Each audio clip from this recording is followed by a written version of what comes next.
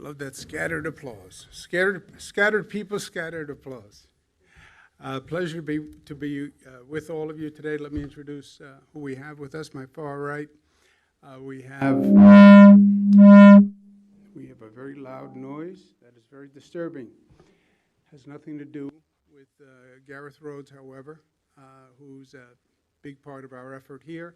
To his left, my right, Melissa DeRosa, Secretary to the Governor. To my left, we have Mr. James Malatras, PhD doctor. It's a pleasure to be in Binghamton today at Binghamton State University, brand new School of Pharmacy. President Harvey Stanger, thank you very much for having us.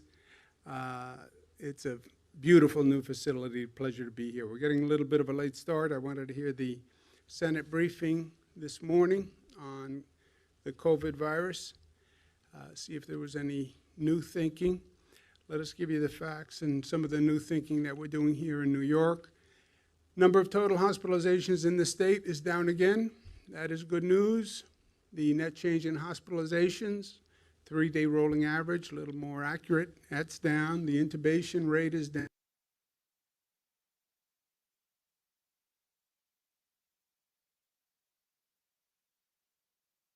Look, that's just about where we were when we started. Literally the close down and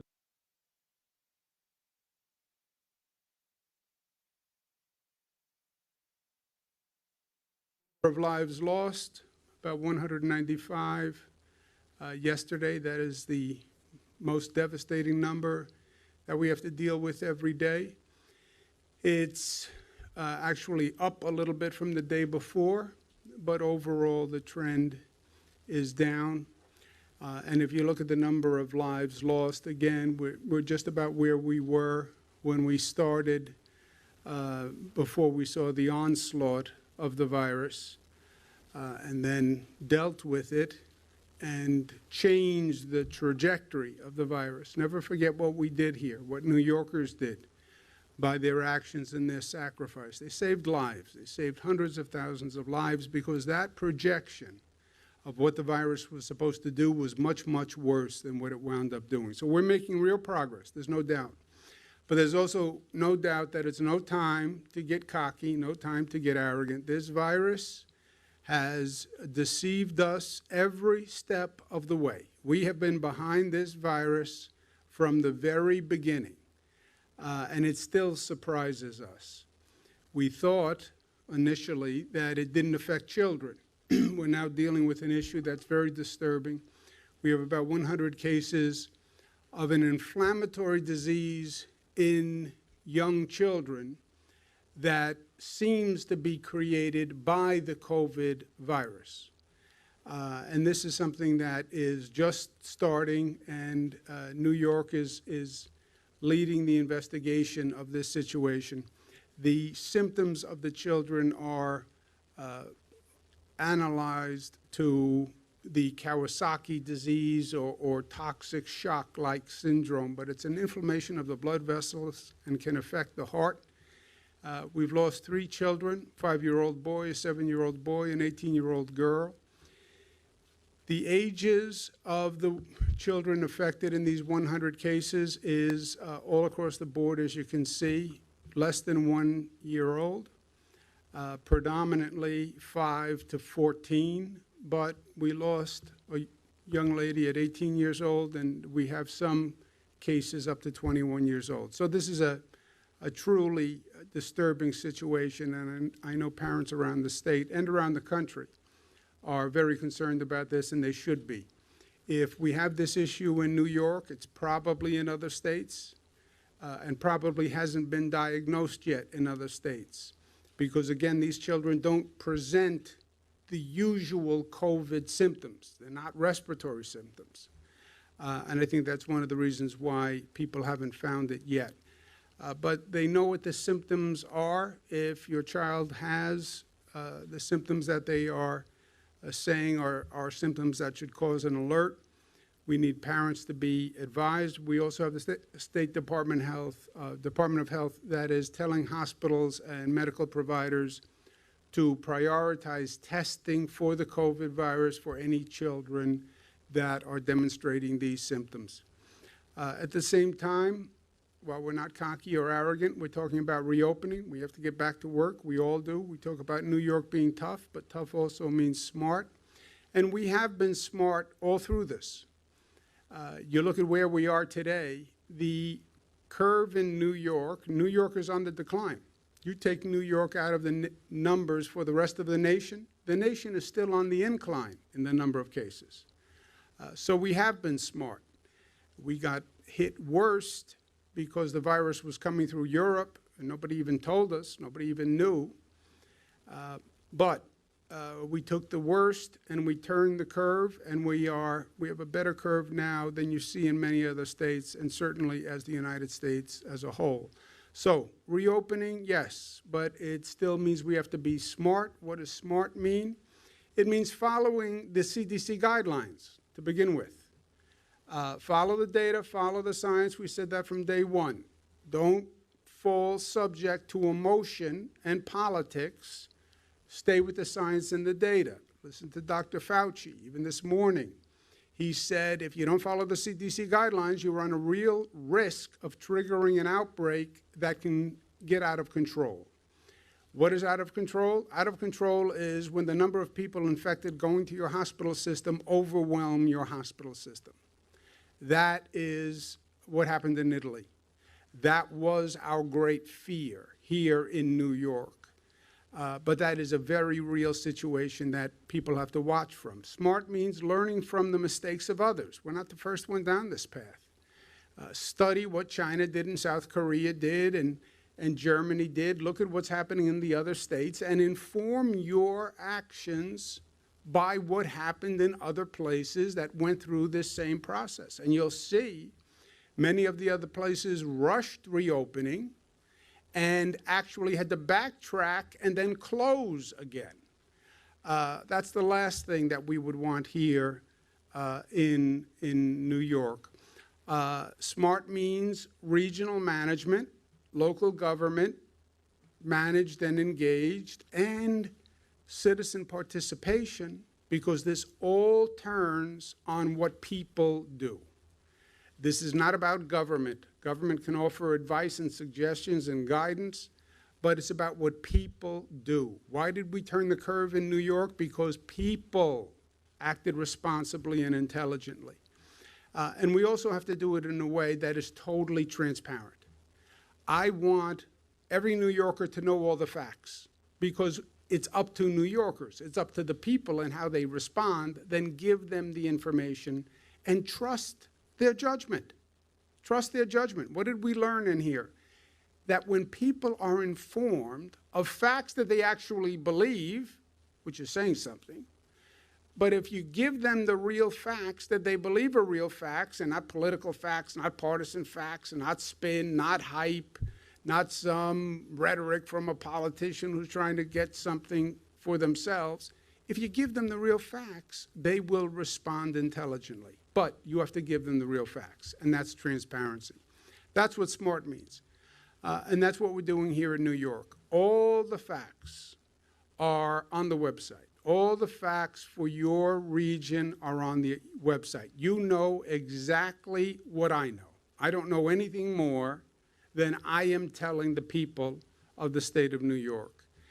And you can see the changes in your region. Capital District in New York changed overnight. You can see the changes in the direction in your region. And then what are we doing? We have our hand on the reopening valve, and we're turning the reopening valve, and we're starting to reopen. But we're calibrating it, and we're monitoring it, right? The first monitoring device is the diagnostic testing, positive or negative. People need to go. People need to be tested. We have more tests than ever. We're testing more than any other state in the United States. We've come up to speed faster than any other state. People have to take the test. We have it available in drive-thrus, in pharmacies.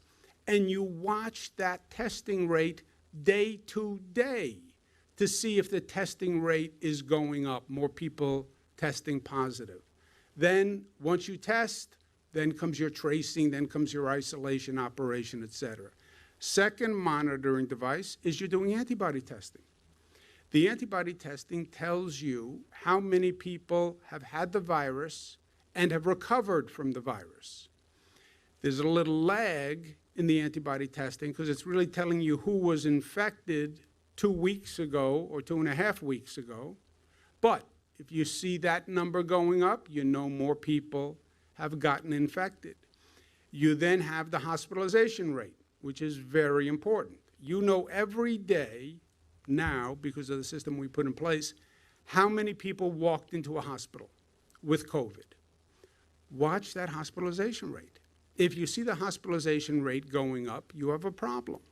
And watch the hospitalization rate in terms of the capacity of the hospitals. That's what we've been dealing with for the past 2 months. We've said you have to have a 30% buffer in the capacity of hospitals. So if that infection spikes, you have a 30% buffer in terms of capacity. But watch that hospitalization rate, and they will then give you the infection rate, the RT. They will tell you, those gauges will tell you the rate of transmission one person to another person. And if one person is infecting more than one other person, 1.1, that's the outbreak that Dr. Fauci was talking about. And you can compute these rates. You can monitor exactly what you're doing. There is a science to this, and there's a methodology to this that erases all the theories, right? Everybody has a theory. I think this, I think that, I think this. I think warm weather is going to make a difference. I think God is going to do something. Yeah, I know everybody has a theory. Just tell me the facts. Tell me the numbers. And that's what I want to tell the people of the state. And respond to the facts. Local region then manages this system. They monitor those numbers we're talking about. They control that valve. They make sure businesses are complying with the safety precautions when the businesses go back. Every business is going to say, don't worry, I'll have safety precautions, I'll socially distance, I'll give equipment. Yeah, are they actually doing that? Are we staying away from large gatherings? Are we making sure? That's up to the local government. And then built in is a circuit breaker that when those gauges hit red, turn off the valve. Hopefully you don't get to that point because you've been monitoring and you calibrate and you adjust the valve a little bit at the time. But worst case scenario, you turn off the valve. That's what other countries have had to do when they open that reopening too quickly. No other state had this accurate or transparent a monitoring mechanism. But I want people to know exactly what is going on in your community day to day, because you are the ones who are determining what happens in your community. Nobody else, no governor, no senator, no elected official. It's what people do. It's what our neighbors do. The regional control group are the top elected officials, academic officials, top healthcare professionals in that region, in that community. And they're the ones who are going to have to make it work. But this will be online every morning or every day. And everyone can see exactly what is happening literally day to day. No other state has this system. No other state is as transparent. No other state is gathering local data so it can present data statewide every day. We're doing it because the secret of our success has been exactly this. The secret of our success, the one thing I did right, was communicate to people and trust people that with the right information, they will make the right decisions. This is the most advanced way in the nation to give people, to give citizens the information they need to lead their lives correctly. And that will be online in the next couple of days. But Friday is May 15th is the opening date, and this will be online.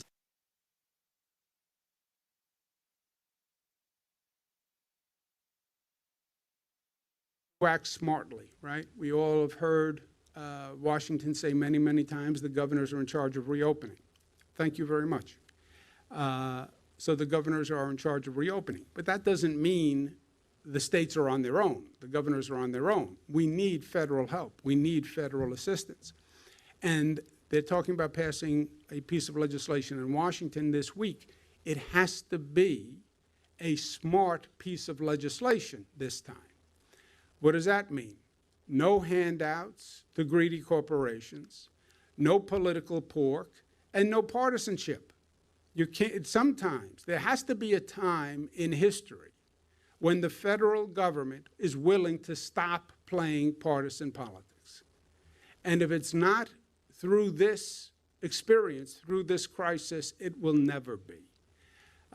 That's the first definition of smart for the federal government.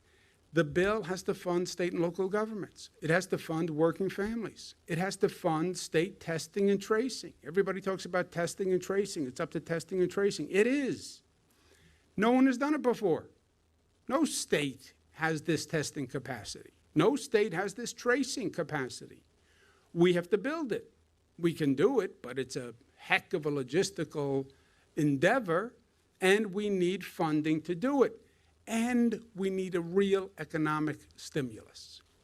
This economy has been damaged through no fault of anyone, through an act of God with this COVID virus. But to get this economy back up and running, we're going to need an intelligent stimulus bill from Washington. When I say no pork barrel, what does that mean? When they pass a piece of legislation in Washington, every senator sees it as their opportunity to bring home bacon to their state. This is supposed to be about the COVID virus and repairing damage from the COVID virus. Keep it about the COVID virus. Last bill, when they did it, they were talking about providing money to states that didn't really have a major COVID problem, so how would the states spend the money? They were talking about building a new state capital in some states because they didn't have enough COVID cases to justify the federal allocation, so they were looking for ways to spend the money. How ludicrous is that, right? This is somebody's money. This is a taxpayer's money. They worked hard. They're willing to help solve the problem of COVID, but keep it about the COVID virus. Second, I understand businesses need to recover. This doesn't have to be a giveaway to the rich millionaires who are doing just fine anyway. And it doesn't have to be a giveaway to big business. It shouldn't be that another episode in history where somehow the rich figure out a way to get more assistance when it is supposed to be about helping average Americans. And that's the people who really need help here, are the working families, the families that go paycheck to paycheck. They're the ones who are struggling. And the essential workers who have been so great for so long, police officers, firefighters, nurses, school teachers, the people who literally need food. I mean, I have people literally saying, I need food to feed my family. We have unprecedented demand at food banks. Those are the people who really need help. And those are the people who are state government funds. New York State, we know what happened to our economy. We know what our budget looks like. We need $61 billion in federal support, or we will wind up aggravating the situation. Because when you don't fund the state, who does the state fund? The state funds schools, local governments, and hospitals. You really want New York State to turn around and have to cut schools and cut local governments? You know who local governments are? That's police, firefighters. You want me to cut hospitals? Hospitals are the nurses and the doctors who just got us through this, and everyone celebrates as heroes. If you don't fund the state, That's who you're cutting in terms of finances. Now, this is not a red issue, blue issue. Yes, I'm a Democrat, but this is not about politics. I have Democrats, I have Republicans in my state, I have independents, I have short people, I have tall people. New York, we have everything. If you're going to be an effective statewide leader, forget red and blue. It does not work. And every state, red states, blue states, they all need funding. You put the governors in charge, the states are heading the reopening. They need funds to do it. There's an organization called the National Governors Association, NGA, Democratic and Republican governors. It's headed by a Republican governor, Governor Hogan. I'm the vice chairman, I'm a Democrat.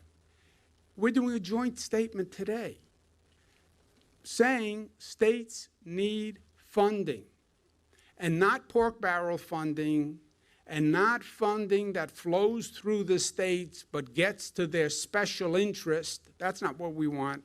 We want funding to allow us to do our job. Democrats and Republicans working together are going to make this statement, and Washington should listen. The federal bill should also be responsive to working families. What are the problems that working families are facing? They come to me with, I can't pay my rent. I can't pay my mortgage. I'm afraid that once this forbearance period ends, the bank is going to send me 3 months worth of mortgage payments. I'm not going to be able to pay it. I'm afraid that once this forbearance period ends, I'm going to get a bill for 3 months of back rent, and I can't pay it, and I'm going to be evicted. That's what real families are talking about now. They're afraid that they're not going to get their job back. The funeral costs for families, funeral costs, are devastating. That's reality for working families. And you have homeowners in this state, and many of the states affected by COVID, Massachusetts, New Jersey, California, Michigan, same states that have the COVID problem, that just have an additional tax from Washington when they repealed what's called SALT, state and local tax deduction. It was a theft by Washington to increase taxes on certain states. New York is one of them, Massachusetts is one, California is one, and it hurt homeowners because you can't deduct your state and local taxes anymore. It was punitive, it was political, it was wrong. You want to help taxpayers, you want to help homeowners, you want to help the places that were hit by COVID, repeal SALT. And that's what should be done in this bill. And you also have to fund state testing and tracing. We can put together the operation. It's not going to be easy. It's going to entail thousands of people in this state to test and trace. But we need funding from Washington to make that happen. And if you want to be creative and aggressive and smart, which is what we need more than ever, the bill shouldn't just reopen America. Now is a chance to actually reimagine America, okay? You need to stimulate the economy. You need to create jobs. You need to get people back to work. Now is the time to invest in building and rebuilding.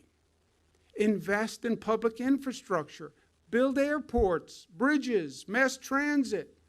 Build a public health infrastructure so we can handle a situation like this next time.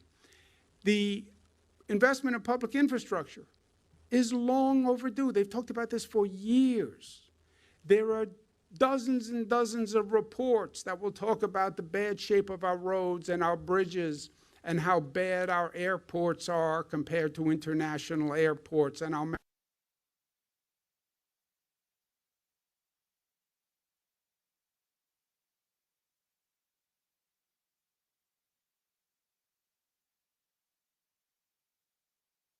haven't built a new airport in the country in 25 years, while all the other countries are building new airports. Now is our time to do it. Every president, Democrats, Republicans, they have all said the same thing. Our public infrastructure is crumbling. We need to create jobs. We should invest in public infrastructure. Now is the time to do it. And if not now, when? If you can't agree on a stimulus for the economy to rebuild this country today, when are you ever going to do it? And last point on this, no bailout, boondoggles. Do not betray the American people again. Why do I say again? Because I went through the 2008 bailout, which was the bailout for the banks after the mortgage crisis. I went through that, and they bailed out the banks. And you know what the banks did? They gave it to their employees, and they got rich. And you know who paid the bill? The American taxpayer paid the bill, and the homeowner paid the bill when the equity in their home disappeared overnight. And everybody said, oh, we can't let the banks fail. We can't let the banks fail. So the taxpayers had to bail out the banks. And the banks turned around and gave bonuses to their executives. I know, because I was the Attorney General of New York at the time. I had to try to clean up the mess. I had to go after the banks for the bailout that Washington gave them, that they were giving in multi-million-dollar bonuses to their executives. The same executives who had created the mortgage scams in the first place. Don't do it again. And I'll tell you today what the new scam is going to be. The new scam is going to be these corporations are going to use this pandemic to lay off workers. That is what they're going to do. They're already saying it. They do these analyst calls where they tell the analysts why their stock value is going to go up.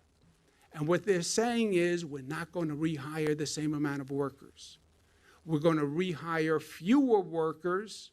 Our profit margin goes up, our dividend goes up, our stock value goes up. Yeah, except the American workers are left on the beach. That's what they are going to do. Mark my words today. And I want to propose a law that's very simple. Americans first. Americans first. Not America first. Americans first. Protect the worker. Corporation wants a bailout. Corporation wants money. Fine. But if you do not rehire the same number of employees, give the money back. If you do not rehire the same number of employees, no government gift and bailout for you. That's the Americans First law. Very simple, but undeniable. I've spoken to a number of members of the Congressional Delegation for New York. They're going to propose the Americans First law. No bailout boondoggles. And I'm excited about that. I've also spoken to the Congressional Delegation about what I just talked to you about, what we need in this bill, what the state and local governments need, what working families need. And I believe our delegation actually has an opportunity to lead the way. So it's not just New York that's tough, smart, united, disciplined, and loving, but we have a federal government that gives us a United States of America that is tough, smart, united, disciplined, and loving. Let me leave you with one point of personal opinion. Yesterday, personal opinion, so it's worth what you pay for it, and since you're not paying for it, it's easy. Yesterday, I went for a walk with my daughter. Had to take the dog for a walk. Even the dog is getting a little out of sorts. I think he has COVID virus himself, the dog. So we take the dog for a walk with my daughter, Michaela. She's my young one. She's 22 years old. And we're going for a walk, and everybody's wearing masks, and a lot of people wearing gloves, which is very smart. One fellow says to me, I wear the gloves because when I wear gloves, I don't touch my face as much, which is interesting. because you don't want to touch your face, right? You don't want to touch your mouth, your nose, your eyes even. So it's a pleasant day, going for a pleasant walk. We come across one fellow who is not wearing a mask. And I said something to the gentleman about the mask, and we started to have a discussion about wearing masks and not wearing masks. And we were in a little bit of a disagreement, and the conversation got a little tense, so I stopped the conversation because otherwise I'd get a lecture from my 22-year-old Michaela. I don't lecture Michaela. Michaela does lecture me. So I let it alone, and we finished the walk, and it was all very nice. Not that she gave me any credit for leaving the conversation alone. But I did want to make a point to that gentleman that I didn't get to make, but it's a sort of a universal point.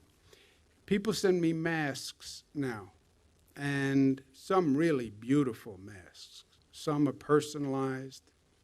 This one says Governor Cuomo, it was made for me. Some say New York Tough, beautiful colors. I have masks sent to me from sports teams. I have Buffalo Bills mask. I have a Giants, Jets, Mets, Yankees mask. This one sent to me says E pluribus unum, which I love, out of many one. But any mask, even if it says nothing, it does say something. It doesn't have words on it, but it makes a statement. When you wear a mask, you say, I respect you. That's what the mask says to everyone you walk past. I respect you. I respect you. I respect your health. I respect your privacy. I respect your space. I respect you. I can do anything I want with myself. This is America. But I respect you. And out of respect for you, I wear this mask. This mask says, I respect the nurses and the doctors who killed themselves through this virus to save other people. And I respect the nurses and the doctors. So I'm not going to infect anyone or allow anyone else to be infected unnecessarily, so I don't cause more stress on the nurses and the doctors. This mask says, I respect the essential workers who get up every day and drive the bus or drive the train or deliver the food or keep the lights on so that I can stay home and I can stay safe. It says, I respect others and I respect you. And that is a statement that we should all be willing to make any day, but especially in the middle of this. Yes, I want individuals to be informed so they make the right decision, but it's about us at the end of the day, right? It's a mindset that says it's not about me, it's about we. And we have reciprocal responsibilities and a collective and a mutuality that says, I'm going to respect you and help you, and you're going to help me and respect me. That's how you battle community spread, with community unity. That's what the mask says. Thank you. Questions? Governor Cuomo, you mentioned that New York or the Southern Tier will be reopening on May 15th for the phase 1. Any kind of direction on the criteria needed to move forward with phase 2 or any kind of timeline as to entering new phases? It's always the same. You start reopening that valve. I hate to keep coming back to the valve, but I'm like a visual person. Start reopening the valve. That's phase 1. Watch those gauges. Watch those gauges. Those gauges stay down, open the valve more. It's a calibration. When you talk about closing the valve, say we make it to phase 2 and we start to see infection rates go up again. Do you turn it back to phase 1 or do you go back all the way and close everything? Well, if you're calibrating the reopening and you're watching the gauges carefully and you're diligent, and this is a responsibility for the local governments in the regions, and you're doing compliance and people wearing their masks and you're watching what you're doing, you should never get to a place where those needles go into the red. Closing means you reopen too fast, right? That's what others have done, which turned out to be a mistake, because last thing you want to do is open to close, then to have to calibrate the reopening on the second time. So just calibrate intelligently the reopening. Hopefully you never have to close again. And then you calibrate the activity to keep those margins at a place where you can manage them. Governor? One major southern tier institution that has been struggling is Maine's, which issued a warn notice recently. What can the state do to help Maine's, which is a major employer in the area? We'll work with any employer on how to adopt social distancing precautions, which is not a lot of mystery to. How do you keep people separated? How do you keep people with the right PPE? Stay away from gatherings, no cafeteria, no larger meetings. But we'll work with employers to do that. Your local leaders will work with employers to do that. It's all about jobs and keeping jobs and creating jobs. So anything we can do, we will do. Governor, you talked about staying smart, and will businesses face penalties or fines if they open too soon before their phase? We're getting reports about a gym in the Albany area possibly reopening without the proper precautions in place. Yeah, that's going to be up to the local health department, et cetera, to enforce. Every county has a health department, cities have health departments. So they'll have to enforce those rules, both who should be open, who should not be opened, as well as those who opened, are they in compliance with the conditions of reopening? That is going to have to be done at the local level, but yes, that's the law. So they just have to enforce the law. Thank you. Is New York setting up a system in possibility of a second wave? We live in fear of a second wave. You see these lines? These are from two sources. First, my daughters. Second, the fear of the COVID second wave. Look, we've heard people say there could be a second wave. What does that mean? I'm not even sure. One theory is the virus mutates and it comes back as a different virus. That's one theory of a second wave. They also talk about a second wave in you made a mistake on reopening, you didn't have the control that you thought you had, and the virus rears its ugly head again, right? Wuhan, China, now has a new cluster of cases, right? Is that a second wave, or is that just the first wave comes back? But yes, the mutation of the virus, that's beyond my pay scale, right? But that is a possibility. But just think of it as a possibility of a second wave because you reopen too quickly and people get too casual too quickly, and the virus comes back and rears its head. That's Wuhan. Wuhan also, we keep talking about government. This is not a government control issue. It doesn't really matter what laws we put out, because government can't enforce any of these laws, right? We have a regulation. You must wear a mask. How do I make 19 million people wear a mask? I can't. I couldn't make that one fella who I ran into wear a mask, right? Plus, I didn't want to have the conversation with my daughter. I didn't want to get a stressful situation. But it's up to people. It's up to people. I believe if I give them the information and the facts. So we're going to reopen. Yes, reopening is a process driven by people and the responsibility of people. If they wear the masks, if they socially distance, if they take precautions, if they wash their hands, think of this.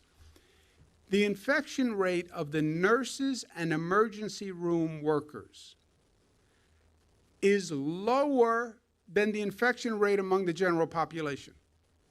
How can that possibly be?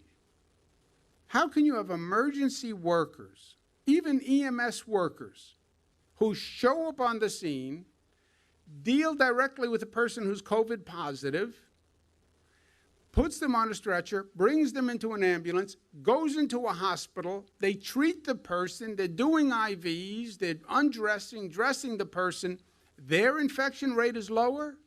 Yes, because of this. It works. It works. You don't, what do you think, a nurse or a doctor, they have super fancy spacesuits? They don't. They're wearing surgical masks, N95 masks.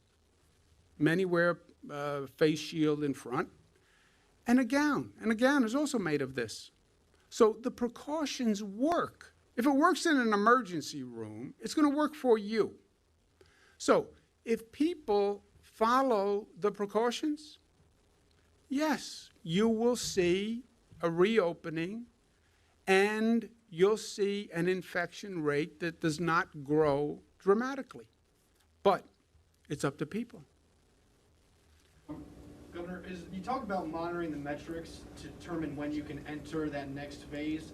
Is there a minimum time that you would like to see put in place to allow regions to monitor those metrics? I know there was originally talks of maybe 14 days between phases to allow them to do so. The 14 days is a preliminary estimate between phases. Why 14 days?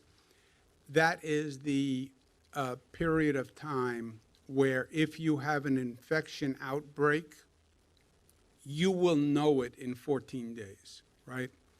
It's not like you get infected today and tomorrow we know. You get infected today, the virus may take a few days in your system before it starts to really act, 2, 3, 4 days. A couple of days, you think you're just something funny, you didn't sleep well. So 14 days, you'll know because you got infected, the virus manifested itself. If you get seriously ill, you wind up in a hospital. That takes about 14 days. But you can watch it all along. And if those rates are staying low, could you accelerate the 14 days? Theoretically, yes. Right? If your testing is not moving, you're not getting more positives, negatives, your antibody testing isn't moving, you're not getting any new hospitalization increases, well, you know, something had to move if you're going to have a problem. Your testing had to start to move, right? Something had to move. If nothing is moving, then you could say, we're in good shape, let's accelerate it. Governor, as far as nursing homes and long-term care facilities, you said all employees need to be tested twice a week. Just for Broome County, to give an example for numbers, there are 2,000 employees in this county that would fall under that. So that's 4,000 tests. Right now, the county receives 1,600 tests a week from your office. Where is the difference in testing going to be made up for, and where should they expect those tests to come from? Yeah, look, these days you give, whatever you do, people complain. Nursing homes are obviously a top priority. We put a lot of precautions in on nursing homes, everything that we could, things that I did not feel comfortable doing. No visitors. I never felt comfortable with that. I still don't feel comfortable. But the public health experts said it was necessary. We said the temperatures of all staff had to be taken. We're now at a point where we have more testing capacity. We do. And I think we should prioritize nursing homes, and that's where the 2 tests per week. We will work with any region that says they don't have the capacity for 2 tests per week. This is not it's not an uncommon complaint. Many of the nursing homes are saying it's unnecessary and it's a burden. I understand that it is burdensome, but I think we have to do everything that we can do, and I don't think it's unnecessarily burdensome. You know, you take a test once a week. All that tells you is that day you took the test, you did not have the virus. So you get tested on Monday, you didn't have the virus on Monday. Okay, but you could get it Tuesday, and you could spread it Wednesday, Thursday, Friday, Saturday, Sunday, until you get the next test on Monday. That's why we said 2 tests per week. But we'll work with you on the capacity. Anyone want to add anything on that? No, we, through the regulation that we put out, we said that nursing homes have to turn in a plan to the state health department by Wednesday, so they have until Wednesday to turn in a plan, and then the state health department is gonna evaluate them on an individual basis. And nursing homes or counties that have a difficult time meeting the need, we're gonna help them reach that goal, because as the governor said, this is priority 1. Across the board. Governor, I want to say thank you for the executive order that allows pharmacists now to do these tests in pharmacies. I think it's extremely important. I know I'm dean of this pharmacy school, but still, I think that's very important.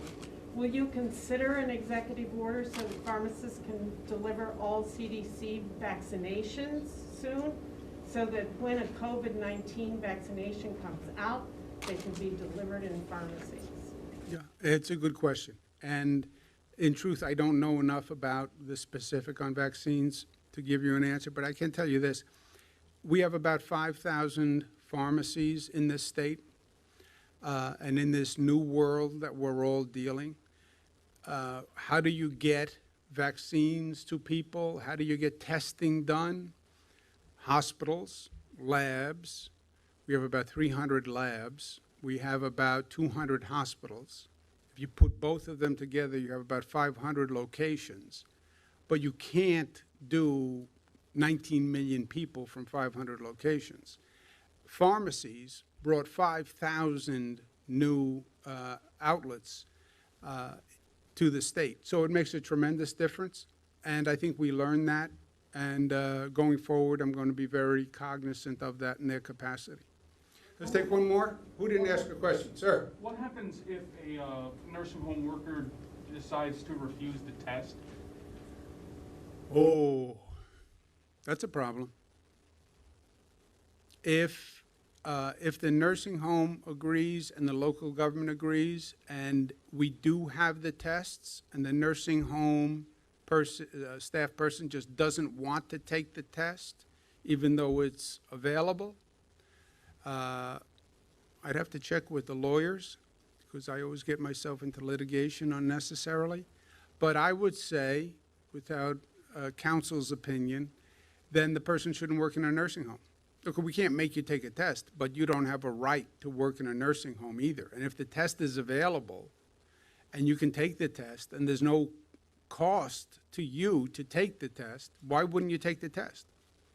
And if you don't want to take the test, why would we let you work in a nursing home and possibly endanger a very vulnerable population? Thank you all very much. Thank you very much for having us.